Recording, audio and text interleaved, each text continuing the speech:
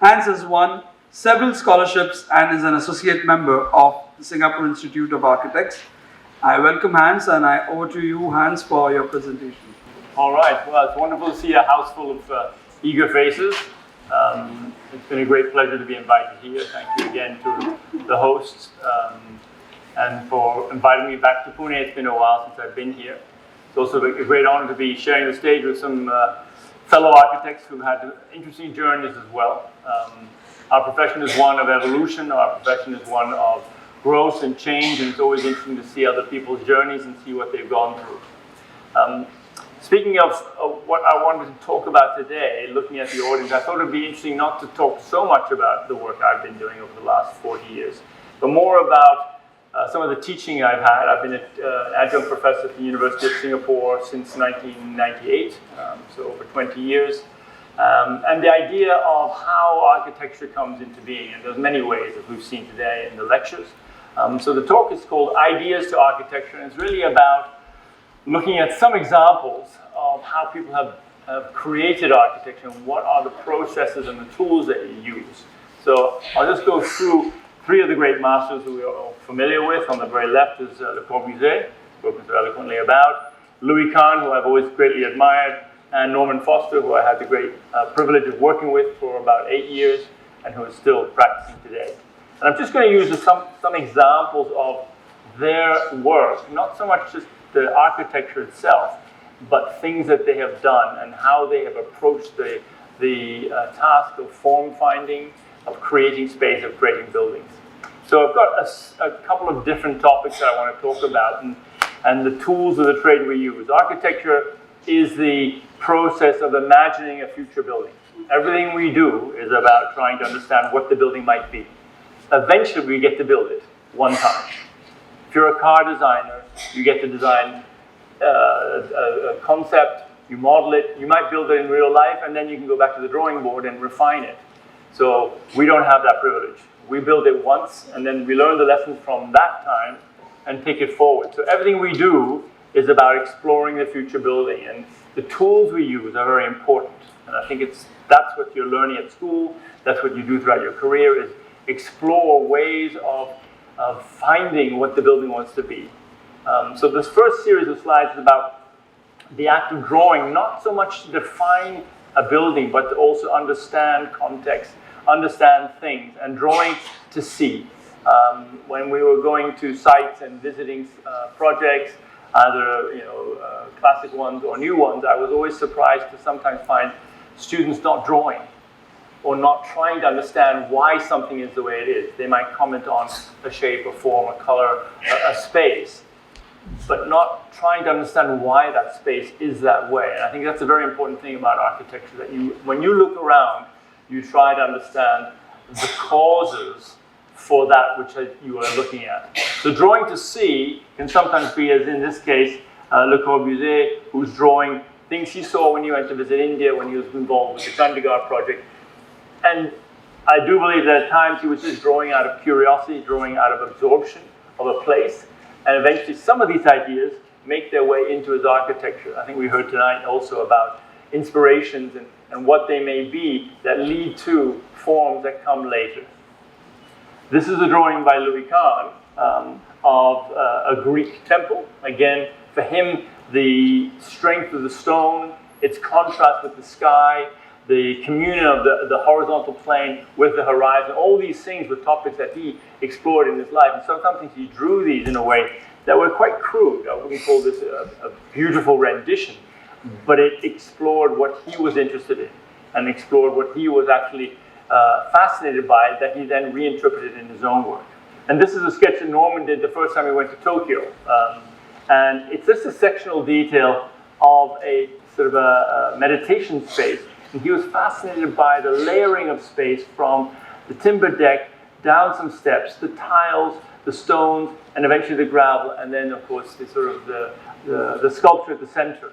And again, it was a form of understanding those materials and the care with which they were put together and how they defined the space. Later on, they found their way into a project I worked on in Tokyo, which was the Century Towers. But at the time, I don't think there was necessarily any intent to sort of have an ulterior motive. It was just a tool for processing what you see. So I would always encourage students, in whatever form you can, it can be digital, it can be on an iPad, it can be a sketchbook, is to explore the world through making it yours. And I think that's a very important thing. Taking a picture is capturing it as it is. Drawing it is making it yours through what you distill out of what you see. The next thing is the idea of drawing to understand, which is a little bit different than the sort of absorption of the external. And in this case, the idea, for instance, in Chandigarh, the Great Plains, the hills behind it, and his own writing. So again, as architects explore what they are trying to design, I think it's important also to draw and sketch and express yourself with the greater ideas, trying to understand what it is that the project is about. Oftentimes I hear students, when they present, they start right on to the plan. They say, as you enter the front door on the left is the master bedroom on the right. And they start talking about the planning, when in fact the thrust of a piece of architecture should be a different narrative. It should be about what the building is about, what is inspiring it. That isn't about the functionality, but it's about what drives the design. I think in this case here, in Chandigarh, you can see here, these are musings by Le Corbusier before he ends up creating some of the buildings themselves. And in this case, this is a sketch by Louis Kahn, which again, is a kind of composite of his concerns and his ideas about the room. He had a very clear way of expressing himself. You know, what does a brick want to be? What is light? How does architecture really work? And some of these fundamental concerns follow us through our lives. And so I think it's, again, something that I encourage your students to engage with, is to think about what it is that moves you, what it is that you want to engage with your architecture, and it will find its way through to the work that you eventually create. Or the idea of understanding a place. Norman was a very adept distiller of bigger ideas in very simple drawings. This is a project in Nîmes, which is a big city, and it has a Roman temple in it, and there was a very beautiful square in it. And you can see here on the left-hand side is a drawing of a bigger part of the city, but abstracted in such a clear way that you get what he's trying to say, that the square itself is connected in a larger way to the Roman amphitheater and to the boulevards around it. But also challenging the notion of the project, which was actually on this side of the site, saying that isn't the site. The site is this whole space that combines the carré, which is the Roman temple. It combines this avenue, which is coming from elsewhere, and connects it up, and it connects across it. So the idea that this is the site, it's a totality. So the idea of drawing to understand the problem. And I think it's very important as architects that we understand how to phrase a problem. Le Corbusier had a wonderful anecdote where he says the solution that the architect finds is set out in the question that he asks. And I think he mentioned as an example the idea of man's quest for flight. Now, from a very early age, there was a sort of a man looking up at the skies and seeing a bird flying by and going, "Ooh, I want to fly like a bird." So how do I fly like a bird? Gave rise to all the design solutions, whether Leonardo da Vinci sketches or all these other men who threw themselves off buildings and cliffs with wing-like shapes to try and fly like a bird. And it wasn't until the question was simplified by the Wright brothers, which said, we want to fly. The like a bird already precludes the solutions, and that's the problem. So the Wright brothers approached it very differently and had an open mind about, well, how do one fly? And the principles that they invented or they harnessed to create the Kitty Hawk, which was the first plane, look nothing like a bird. So I think be careful how you ask the question of what you're trying to do, because in it lies the solution. And then finally, the idea of the drawing to communicate. That's a very important part of our profession. We communicate to ourselves, we communicate to our team members, our collaborators, and we communicate to our consultants as well as our clients. And I think it's important that we understand how to draw. Le Corbusier's Esprit Nouveau, this is the kind of sketch that he did, which is superimposed on it. Again, it is the idea of creating that overall impression of what the outcomes can be and lifting the spirit to try and get us to engage with a bigger reality than just the plan. This is a drawing by Louis Kahn of Salk Institute. Interesting enough, with a forest in the middle of the square. If you've ever seen pictures of it, or if you've been lucky enough to go there, it's a fantastic building on a plain overlooking the ocean. It has this wonderful courtyard. And I think in the original images, he always had a forest in there, until he actually met a fellow architect who said, why would you put a forest in there? The horizon is your outlook. And it eventually went away, and it became the space that we know.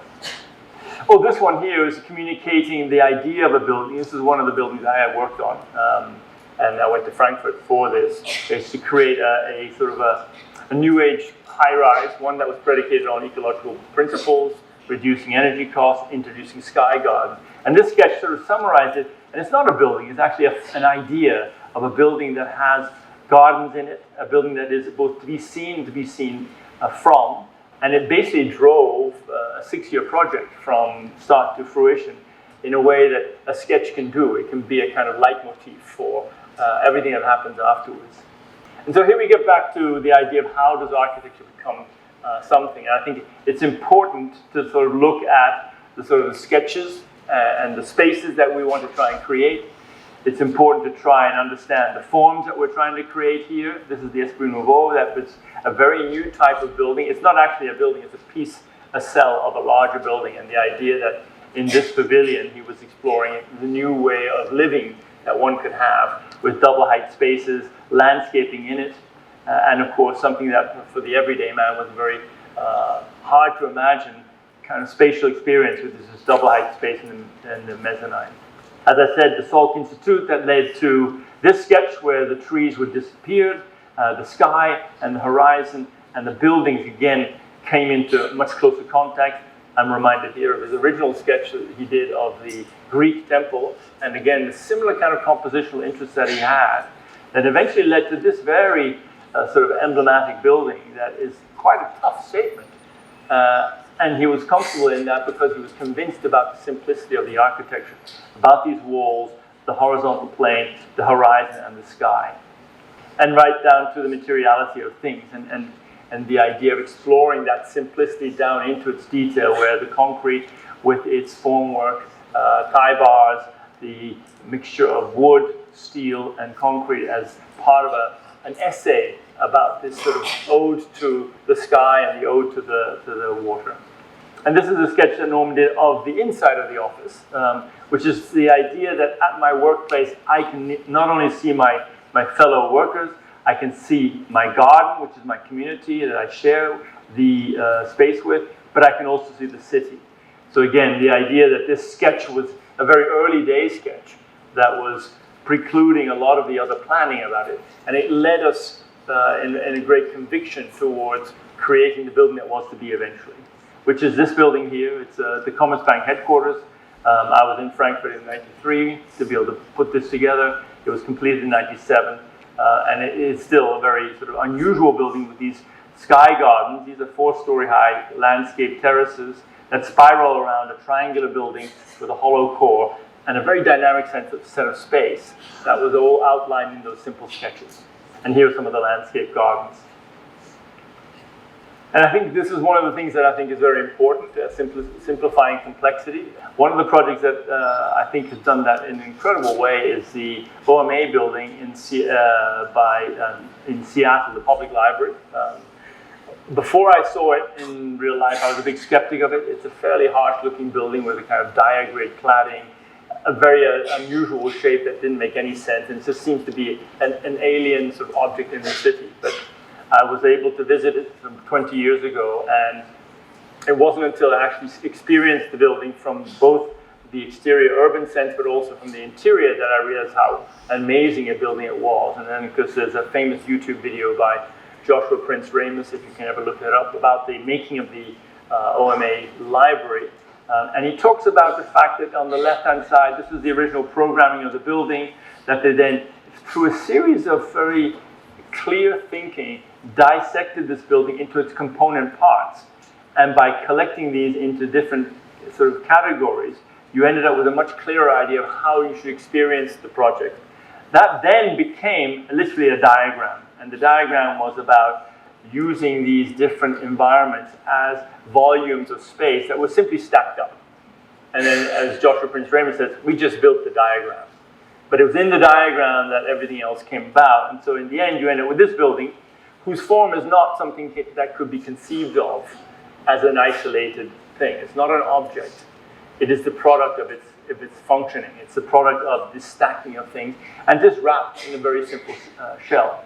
And I think there's something beautiful about that, allowing the nature of the building to express itself, and then allowing that process of exploration to see, well, what does this building want to be? These are the spaces that are inside there, and they are really quite stunning. Not only spatially, but also the way they work. When you see how people use this building and how they move through it, it is really quite an eye-opening thing. And it was for me very humbling to have to change my opinion about the building, having visited it, because I was convinced that I would go away going, I thought it was lousy, and indeed it was. But in fact, I was changed by the experience. Another building that I think is a very sort of landmark building by Bjarke Ingels of BIG was this idea of this figure eight and the clarity with which he has begun to dissect the functionality of it and reimagine how it can be organized in these sort of simple steps.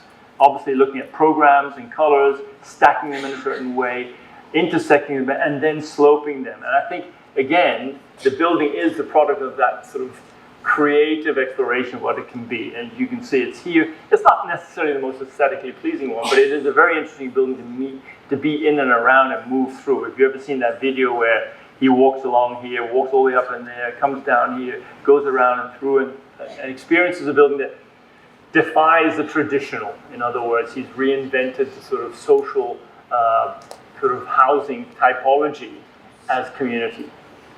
You can see here these sort of public streets that are being created, small private gardens, that interstitial space threshold to the unit themselves, and the relationship with the outside. I think as students, I've always, been mindful of the fact that we're all terrified of the blank page. There's a sense that, again, the weight of design and what it is that we're putting out there. We do put a lot of energy, effort, and pride into our work, and we are not just showing a drawing, we're showing ourselves. And so I think there are ways to overcome this sort of fear of doing the right thing right from the beginning, and that is by not having that pressure. The idea of drawing something extremely precise and right in the beginning is very, terrifying. And so in the, I guess this slide was all about the fact that you have to choose the means by which you explore a project relevant to the timing of the project. Projects go through pre-concept, concept, schematic, design development, and then construction drawing. Each time it's a different phase, but at the beginning, I guess if you are to draw, a drawing right from the beginning in AutoCAD, having to put in vectors and making it right, you are obviously pressuring yourself to say that line has to be correct, and I have to put it in accurately. So the idea that if all you had was a hammer, all the world would be a nail, is trying to point out that choose the way you explore a problem relevant to the stage at which the exploration is at. At the very beginning of the gestation period, you have to choose the appropriate medium. Maybe it's not so common these days, but in the days when we were in school, we had yellow tracing paper or white tracing paper, and it was cheap. And you would draw something, you would throw it away, and it wasn't precious.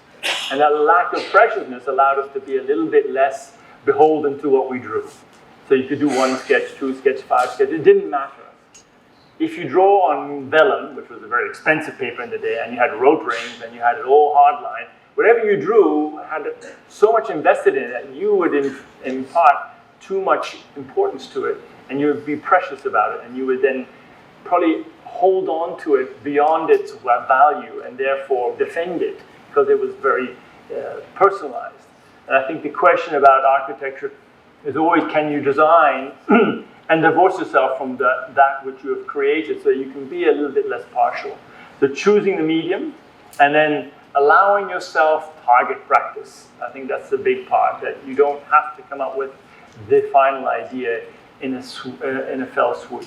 You can actually allow it to be, again, lousy shots at first, through a couple of more attempts at it. Eventually you start getting close to the target, and eventually you will hit the target. And understanding that it's a process, that architecture is about an evolutionary approach of creating something, exploring it, standing back and understanding it, and then going back and doing it again. Everyone used to tell us, architects tend to find their groove much later in life. It is a slow growth profession, it's not like sports where you might hit your best performance in your 20s.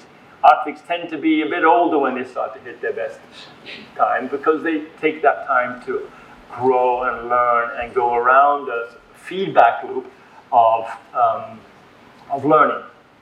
The power of the sketch, I think the idea of learning how to draw so you can explore ideas. This is a simple sketch that Norman did for a building called the Stansted Airport. It was put back in the 80s. Quite a revolutionary airport idea, because he turned the notion of enclosure on its head by creating a very simple canopy that did nothing else but keep out the sun and the rain. That's all.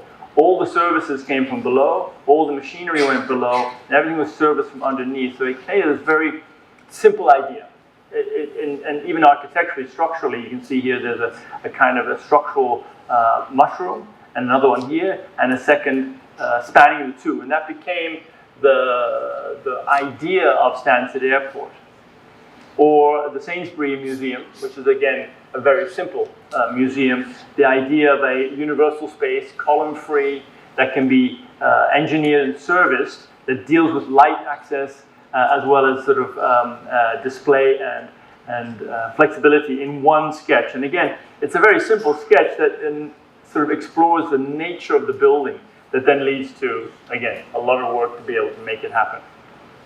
And this is a series of sketches that I've done for a project we were exploring some time ago, but just to show not so much that any one sketch makes any difference or is of any importance, but the fact that it can be done quickly. So it's sort of 6B pencil, very simple yellow trace, go through maybe 3 or 4 iterations of different kind of planning conditions, looking at how the building's organization may be, and then eventually sort of coming up with some kind of an idea about a tower that might be organized in a certain way. The idea here is to show that the exploration cycles, if they can be relatively fluid and relatively quick, then you can explore more ground, learn more, come back to the table, and incorporate that as you move forward. I like this sort of idea of iterative exploration. Björk Engel does that a lot. He sort of shows thousands of models that he's done.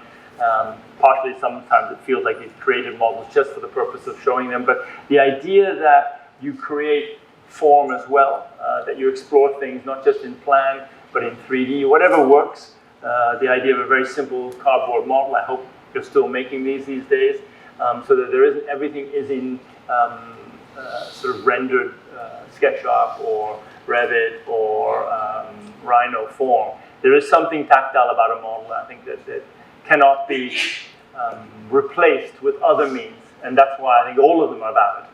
The sketch, the model, the hardline drawing, the animation, the computer animation, all of these things are tools for exploring what the design can be. I like this model, which I'm sure everyone will recognize, because it's a very crude version of that church, but it's still the church. And it was probably done very quickly, and I'm not sure where it came from, whether it was done anything to do with Le Corbusier or not, but the idea that that church, in its plasticity and in its primal forms, can be expressed in probably a 15-minute exercise with Play-Doh or the equivalent thereof. So again, find the medium that suits the exploration, and you'll have some more fun with what the project ends up being. And this is, I think, this is what I tell my students is the purpose of the exploration, is that there's a feedback loop that happens as you walk around the process of exploring architecture. One is the premise. It could be the site, it can be the brief, it could be a motive or a narrative given by the studio head that then leads to a test. You draw, create, model, 3D model the idea, and you test a solution to the premise that then gives rise to an outcome, a form of some sort. It's the beginnings of a building that you then have to step back from and say, okay, now what did I learn from that? And the idea of stepping back is a very important thing, that you can look at your own work with detachment and be able to say, okay, I created it, but it's not mine. It's an idea. It's any idea. How worthwhile is the idea? And you test that idea against metrics of concern. They could be your own personal value systems. They could be climate. They could be ecology. They could be budget. They could be any number of things. But the idea of that critical assessment is very important because it leads to awareness. You learn from that. And after that, you go back and do it all over again.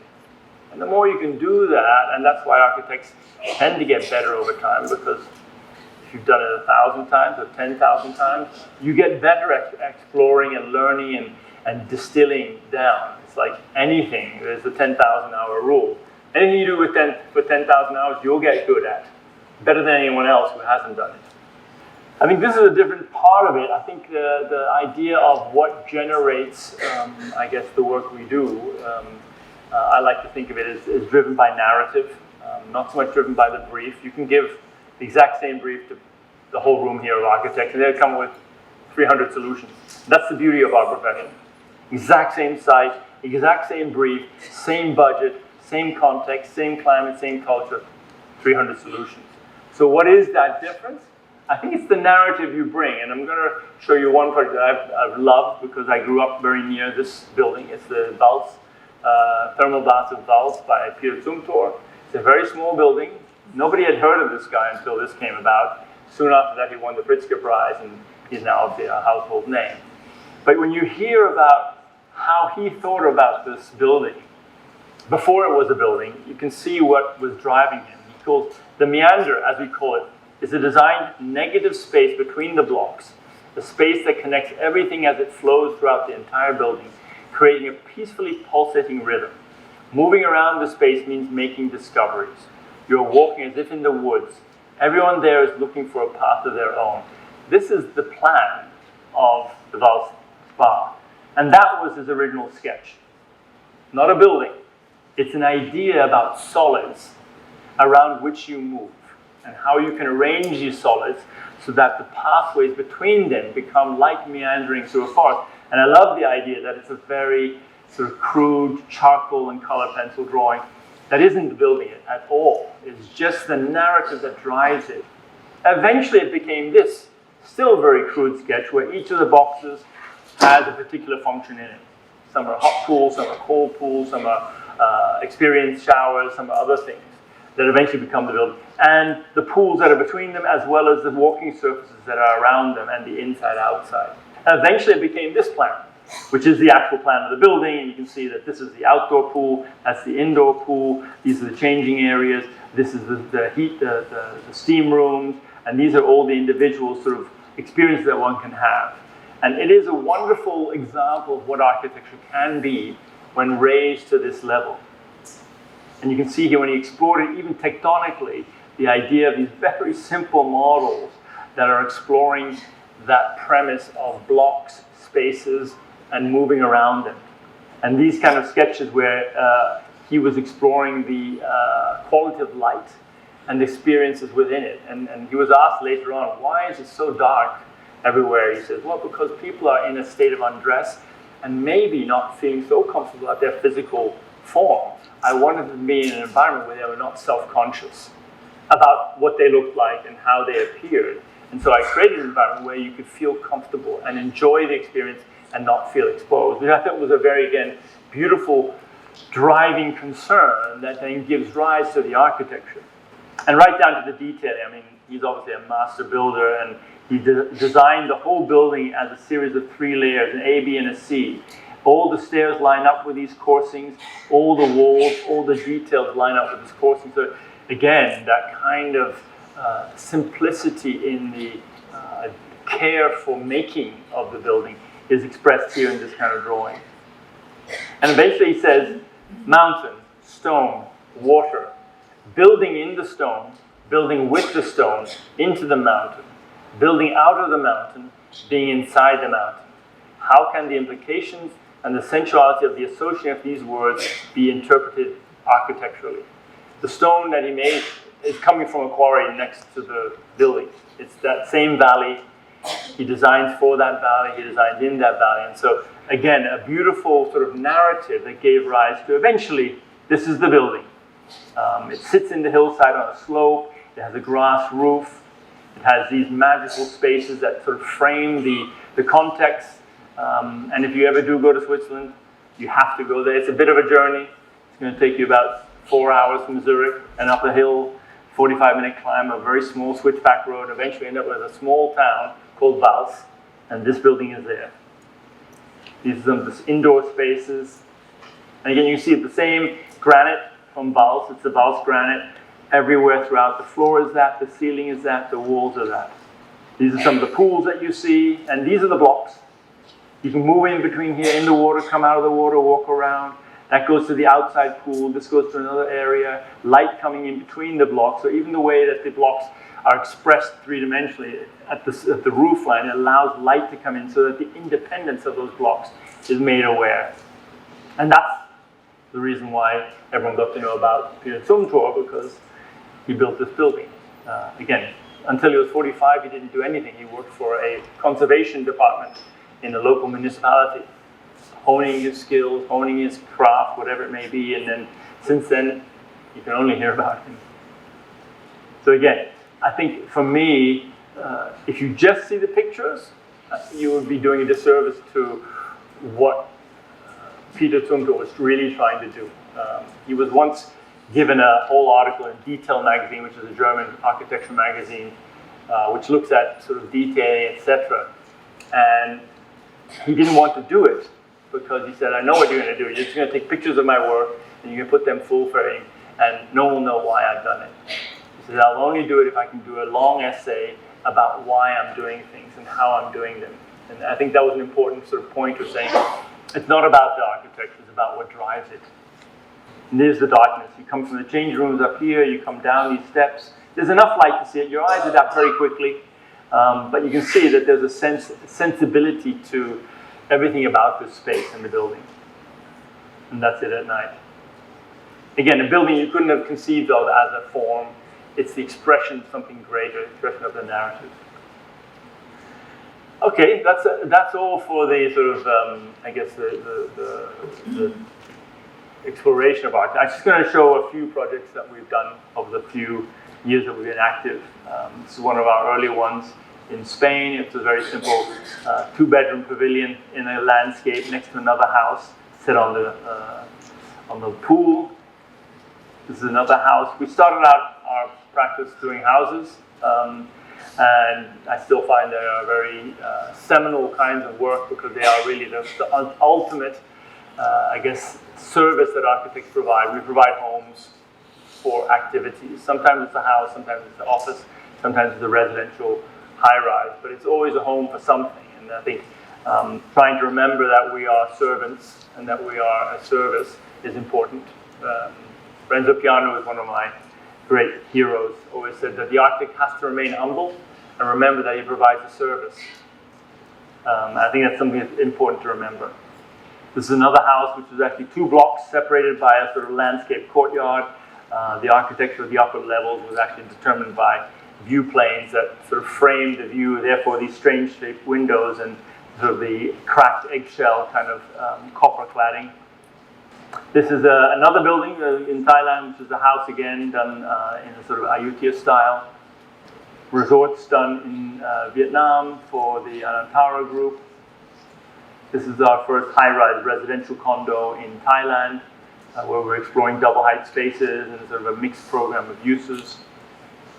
Our first super high-rise in Bangkok, this goes back about 15 years, it's called The River on the main river. And this is one of our early office buildings, which is kind of a LEED platinum building where we try to create a skin around the building to shield the building from glare as well as heat, and therefore create an interesting exterior. This is sort of perforated aluminium. These are horizontal aerofoil louvers. This is a building here in Pune. Used to be called Marble Edge. I think it's called something else now. That's the internal courtyard, which is self-shading. These are what we call monsoon louvers. They're about 1.2 meters wide. They shelter the circulation space in the lift lobbies, which are all naturally ventilated. And these are some of the ongoing works. This is about to be completed in 2024.